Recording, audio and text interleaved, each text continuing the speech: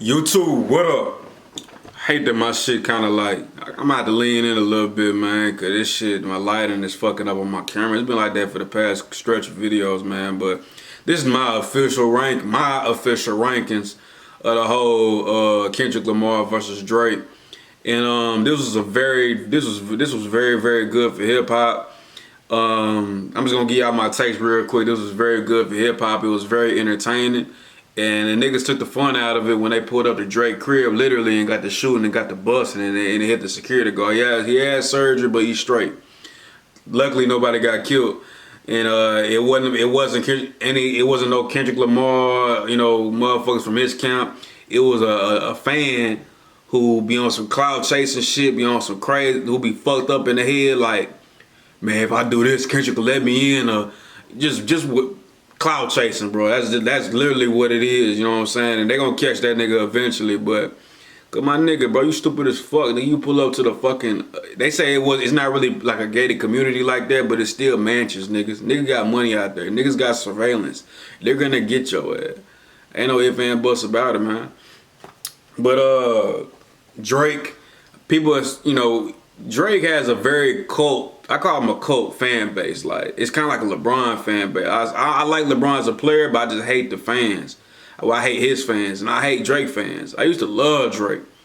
When Young Money was shit with Kyle, I used to be a huge Lil Wayne fan. I'm like, who the fuck is this Drake nigga? And I started fucking with Drake real tough.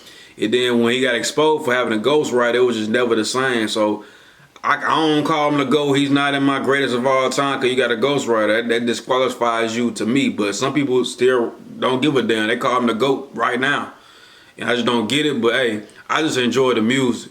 And I do have to agree, as I got older, like, it just seems like Drake, even though he has all these #1 hits, X, Y, and Z. Let me go ahead and start this shit, by the way. I'm supposed to been start this shit. But he got all these #1 hits, and I got to thinking to myself, like, what interviews has he really done over the years to, like, cause he really doesn't stand for nothing. Now I know that's what they kind of been saying, but I'm real deal. I've been thinking this way, especially ever since. Let's look up that damn For All the Dogs.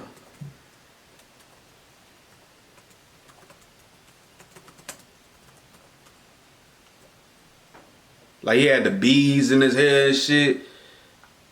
Fuck. I'm about to do Google, man. They ain't be bullshit.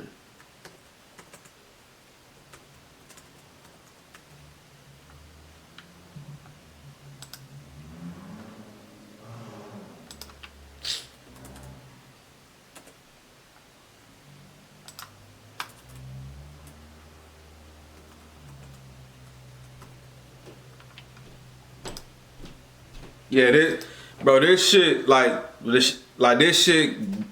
shit fruity, not masculine. This shit fruity, it's not masculine. And I don't know why he be doing shit like that. Like, it's really crazy, you know what I'm saying? Like, for a 37-year-old man, I don't know how old he is specifically, but he damn near 40. And it's like, it's 100 that, I mean, I fuck with that you always reinventing yourself. That's how you stay on top. But eventually you gotta stand for something. He really don't stand for nothing. And he really doesn't, even though he's black and he always talk about how he's not accepted in the black community, my nigga, you don't go on no black podcast and speak on shit. You don't really go to, you don't even do DJ Vlad interviews. Even though people got controversial comments about Vlad, everybody goes to Vlad, you know what I'm saying? And it just, Drake really doesn't speak on social issues or really, when it comes to black folks. He always keep this shit safe. That's what a lot of celebrities do. Like, I read this book called Unscripted, and it's taught me a lot, opened my eyes up a lot. I just enjoy the music. Or if they athletes, I just enjoy their greatness on the court or the field, whatever it is. But when it comes to them as a person, I appreciate their hard work, but I don't think too much of their political aspects or how they be thinking. But anyway, let's go. That's it. I'm 4 minutes in. Let's get it. All right.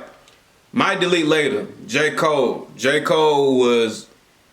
I love J. Cole. Well, I still do, but I'm still very disappointed in him because he apologized.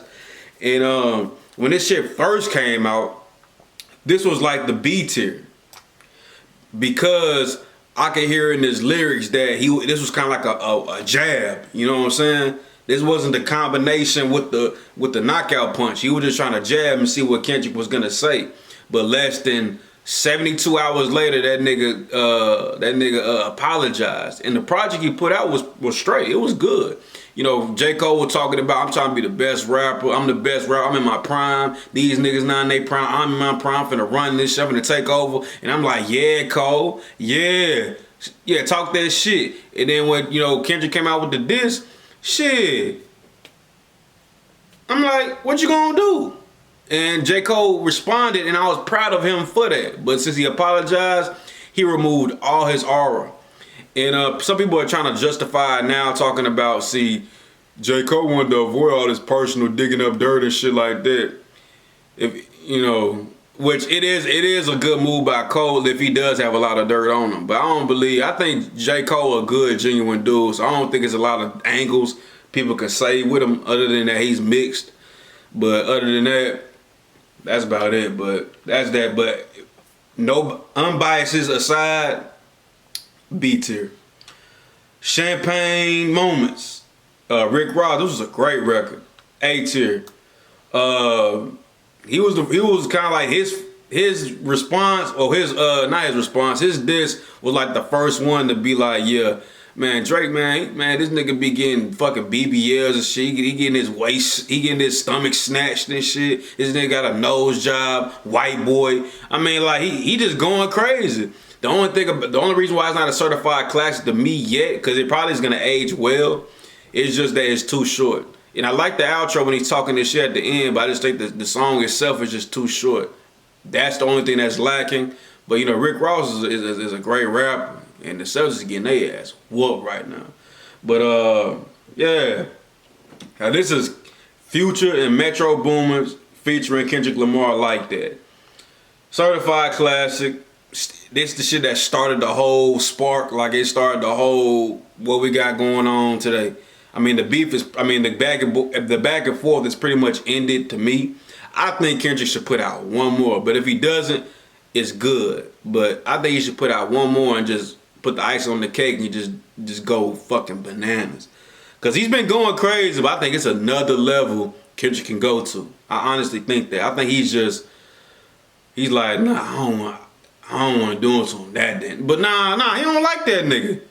I think he got one more in the chamber, but if he don't pull it, hey, you know, it is what it is. He still won to me. But Taylor Port's freestyle, you know, back to Like That. Everybody playing it. When it first came out, you know, everybody playing it. I was finna put We Don't Trust You, the song on here, but I'm like, that's not enough substance. And even though I love that record, that's not a part of this thing that's going on. You know what I'm saying? But let's go to Taylor Port freestyle, D tier. I should have put an F tier, but I get the idea of what Drake was doing. But he trying to use my nigga AI Tupac and an AI Snoop when Snoop is still alive, like that shit was whack. And trying to like do it like this and Kendrick and shit like that shit was whack. I get what you was trying to do, like you trying to play like a chess move, like use Kendrick Lamar's idol against them type shit, but no, my nigga, it ain't work. So, you know, sometimes you just, you know, he throwing shit at the wall hoping it stick. This ain't stick. This shit suck. This shit was ass. This is kind of like you out of touch, nigga. Like, you know, you ain't supposed to do no shit like this with Pac. Like, this that out of touch shit that people were talking about when it come to Drake. So, I actually did this shit twice, so y'all disregard this right here. But push-ups. Classic.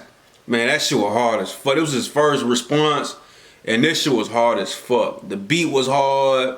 Everything about it. He going in, he flowing, and he just going crazy. Like, that shit was hard as fuck to me. Ain't no ifs and buts about it. And honestly, this shit is even harder than Like That to me. Like, the beat was crazy. He was just snapping on that motherfucker. I mean, going at Metro Boom, going at he was going at multiple people. I'm not finna say all the people at the top of my head, but he was going at multiple people and addressing K-Dot at the same time. Family Matters. Classic. This, classic, bro. Classic, man. Whoo, man. Like my favorite beat, cause he rapped on 3 different beats. And the third one was my favorite. The third part of the song was my favorite. Like he said, Kendrick just opened her mouth.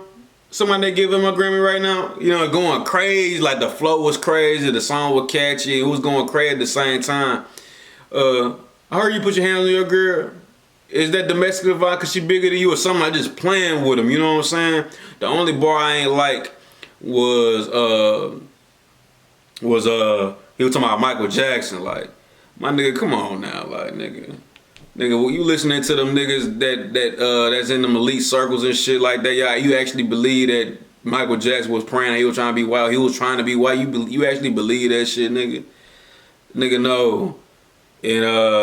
And I know everybody talking about, you know, K-Dot was saying he keep calling us slaves when he was talking about some, then you always trying to rap like you trying to free the slaves. That was kind of that was a funny bar to me. I ain't gonna lie, but I get it in a deeper instance, you know what I'm saying? But this shit was a classic, bro. Like this, like the video itself, like he wasn't just really performing, but it was just the van itself, the Good Kid, Mad City van. That shit was just turned, bro. I love it, man. This is a classic, man. I know that a track overtook this one, and this is great. Like I can't. I was on the phone with my cousin yesterday talking about this shit. Like, bro, this was a great record. It's gonna age well. It's just that it's a record. It's just a record on here that just surpassed it. The Hard Part 6. This is C. This was the last record that was put out between the beef for right now, because, you know, I may, you know, something may happen in the future or this weekend. It's Thursday right now. Shit may happen Friday, Saturday, Sunday, whenever. I don't know. It might happen, but for the most part, it's the last track. This was a very, you know, this was the misstep on Drake's part. He was on the defense, because usually Drake always talking this shit, always on the offensive, always the aggressive when it comes to the records. And this time he was like kind of just defending himself. And this other big misstep when he put in that, okay, he was like, oh man, he said, oh fuck, that's why you always talking about the pedophile shit, because you got molested as a kid. You mentioned that in your song. I don't think that shit was cool and that shit was weird. You know what I'm saying? I heard somebody say that shit, you know, listening to Ebro and shit on Twitter, but on God, I been said this shit. I was like, bro, why would he put that shit in the record? Like, that makes you look unaware of what you saying. Like, that was a misstep by Drake's, but it's a good song. Like, he flowing and shit, he rapping and shit, but he was on the defensive, and then he put that bullshit in there talking about the pedophile. Oh, that's why you keep saying the pedophile shit, because you got touched on as a kid when you got to live at the crib. Like, nah, my nigga, that ain't cool. That's not funny. You know what I'm saying? But hey, Meet the Grams. This is A. I actually think this is better than Rick Ross's song, and that's because I feel like Meet the Grams is underrated, by the way. I feel like this shit is gonna age very, very, very well, cause this is a whole record. This is a whole letter to his son, cause his son is not gonna understand now, of course, cause he what, 9, 8. So when he finally gets older and he start, you know, coming into his own, getting his own personality, his own thoughts, his own philosophies and things like that, because he's always going to be a comparison with him and Drake. So he's going to be listening, he's going to be hating that. He's like, man, fuck Kendrick. But he going to come across his record, one day he going to listen to it, and then he going to be like, damn, my daddy kind of different. You know what I'm saying? As far as, he ain't just really cultural, like, he ain't really cultured like that. You know what I'm saying? Like, I know this nigga be he used to braid my hair and shit as a kid, but Drake really not, my dad ain't really cultured like that. Like, do you think Drake ever read the fucking autobiography of Malcolm X, Huey P. Newton? Do you think he really gives a fuck about history? You know what I'm saying? Do you think he read the fucking Frederick Douglass autobiography? Like, do you ever think about this shit like that? Do you think on his free time, do he just educate himself when it comes to black folks? I don't think so at all. You know, because he was raised by, you know, even though his dad is black and was pretty much a pimp, I think, he was raised with his moms in Canada, man. You know, and ain't nothing wrong with it, just that's what it is. And people starting to use that shit against him, you know what I mean? But this is the 616 in LA, and I think this was a B tier. This shit was cool. This shit was real cool. Like he was kind of letting it know like you got a leak in your crew. Like, you know, I know some shit about you. I'm finna put this shit out. Kind of like another warm up. You know what I'm saying? Against Drake, of course. And I think it was a real cool record. You know what I'm saying? He was spazzing this shit, but I don't think it's just better than J. Cole's record. I don't think it's better than these records either. And like I said, Meet the Grams is gonna age very well. This is a record that's gonna be timeless. This is a very timeless record, as well as these. But this is gonna be like, you know what I'm saying, forever. It's forever ingrained. Euphoria, A tier. Some people want it in the S tier, but this is the first record, and this was like a warm up. If he would have came out with, you know, I feel like he should have went harder for the first record that he was putting out and shit. But the anticipation was crazy. And even for a little bit, I thought he wasn't gonna drop for a minute, but he ended up dropping. And it's a solid record, and this is gonna age well as well, but I don't think it's better than Rick Ross' record or Meet the Grams. But if you do feel like it's better than those records, I ain't mad at you. This is just my opinion. You know what I'm saying? And the last record, I Like Us. Certified classic S tier, the best record, the best, pretty much they put the icing on the cake. And it was really, like, this shit is a bona fide hit. Like, this is Kendrick Lamar's, like, first #1 hit, like, a single in, like, some years on top of years. And this is gonna be a cultural, like, hip-hop classic. Like, people finna be playing this shit at the barbecues, and, you know, people was playing it, you know, people finna be playing this shit at fucking college. Like, when motherfuckers, you in college, and motherfuckers pull up to the park, wherever the niggas like to hang out at, and got DJs and shit, they barbecuing and shit, they playing this shit. Like, this shit gonna be everywhere. And I know the West Coast going crazy. California, Compton, LA, whatever. I played this shit like 3 times today, as well as Family Matters, but this shit's a bona fide classic, and it's just the timing of it. And I feel like, of course, my final response is Kendrick won this shit. His how he was moving and how tactical he was is what put him over the edge. It's like he planned this shit out. You know what I'm saying? He was out maneuvering Drake. And he beat Drake at his own game while making a turn up song. Kendrick never makes a turn up song. You know what I'm saying? But the first time he does it, he goes crazy. You know what I'm saying? And I think but besides, I think Drake is a phenomenal talent and a phenomenal rapper. And I think he wrote these records, all these records. But it's just, I know that you got ghostwriters, and I never know whenever you using one. And you know, he's a top 5 talent. He probably the most talented rapper ever, but he can't be the greatest to me. But if you feel like that, hey, that's on you. Hey, that's how you feel. But that's how I feel about the whole situation in general. This is very good for hip hop. Hopefully, I want them niggas to box actually, but I don't want no violence, like anybody getting gunned down and like they getting shot, any of their peoples. I don't want that to happen. But I hope, what y'all think about this shit, man? And if y'all like the video, man, like the video and shit, man. I'm gonna go ahead and get the fuck up out of here, and y'all be smooth. You know, I'm gonna continue to watch this game. Well, the game over. Them niggas suck, bro. But I'm out of here.